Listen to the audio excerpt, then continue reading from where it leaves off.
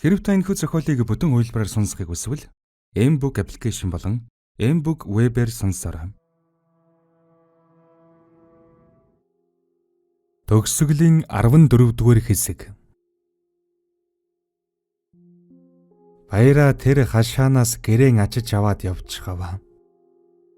Өнөө хашааны эзэн айлынхан ч хил ам хийсэнгүй хохироод дуусав. Аргагүй шүү дээ. Настай чавганц хэлгүй хүү, бага насны жаал хүү гурвал амьд сэрэн үлдснээс хойш хөөрхий ээж нь дэмэрч солиорхон нэгсээд сэтгцэн эмнэлгийнхэн олон дахин тайвшруулах тарай хийснээс зүрхэн дийлэлгүй өнгөрчгөж. Харин том хүн тэдний бөөр байсан газарт аав ээж хоёртоо мод тарж өгсөн гэдэг. Ачиж авч явсан гэрэн хэсэг бүрээр нь зарж орхиод олсон хэдэн төгрөгөөрөө нийтийн байрны нэг өрөөг түрээсэлж суудаг болов.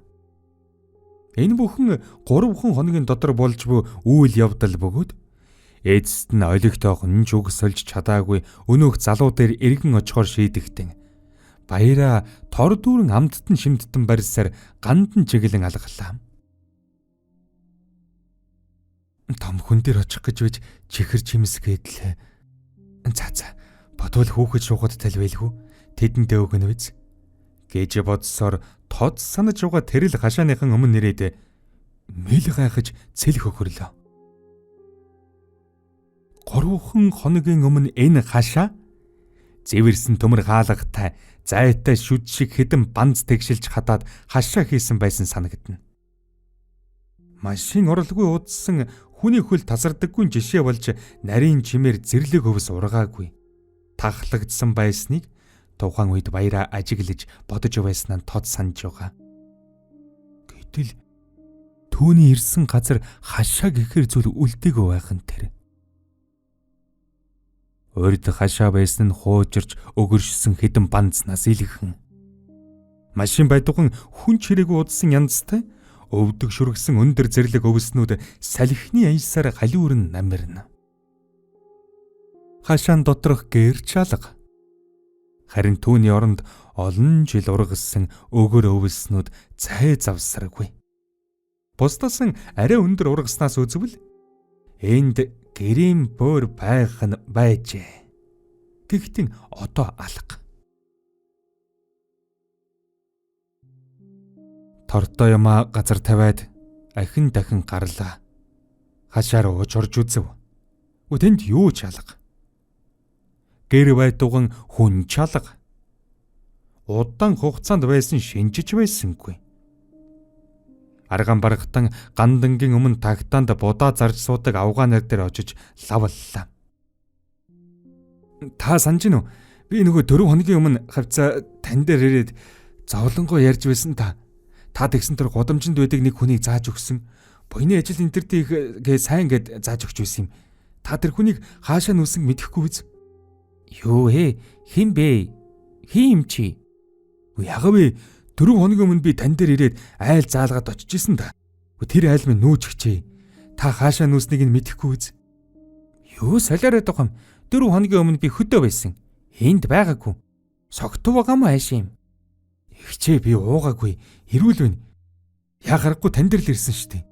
Таны зааж өгсөн айл нүүч гэж хаашаа нүүснийг нь мэдэхгүй биз? Ямар айл зааж өгсөн юм? Гэхэд баяраа түүний хэлснээс тэмдэглэж авсан цаасан үзүүлв. Гэтэл өнөөх цаасыг авсан авгаа өөр нэгэнд дуудаж хоорондоо жиг жугхийн гайхан ярилцсан. Дараа нь баяраа дээр ирээд миний дөө энэ хаягийг асууж их олон хүн ирдэг юм аа. Нүүжигчлэг нь байхгүй хайнлаг нь. Энэ хаяг дээр бол ер нь хүн байдаг юм штэ.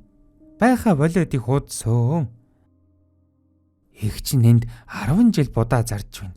Хүмүүс тантаал энэ хаягийг асуудаг юм. Мэдэхгүй хөө. Мухар болно л би. Гэхэн тэр. Баяраа сонссон тон итгэсэнгүй. Ахин дахин лавлаж асууснаас сүүлдэн уурлах маягтай болж ирсэн авуугайг аргадас хийгээд өнөөх хаяг дээр буцан очлоо. гайхаж тасарч ийш тийш харж зогсдол нүдэнд нь нэг юм өртгөн тэр. Өнөөхөө гэрийн бөөргээд байсан газар нь дөрвөлжин хайрцагтай сүг цомцойтол тавьчихсан байлаа. Огт задалсан шинжгүй энэ сүг баяраа хараад шууд танив. Тэр энэ сүг гэрээс гарахтаа ширээн дээр нь орхиод гарсан шүү дээ. Хэрв энэ бөөрөн дээр гэр байсан гэж бодвол яг л баяраагийн тавьсан газарт байлаа. Харин тэр хүн өөрөө хаашаа ч юм алга болчихож. Эсвэл огт байгаагүй ч юм билүү?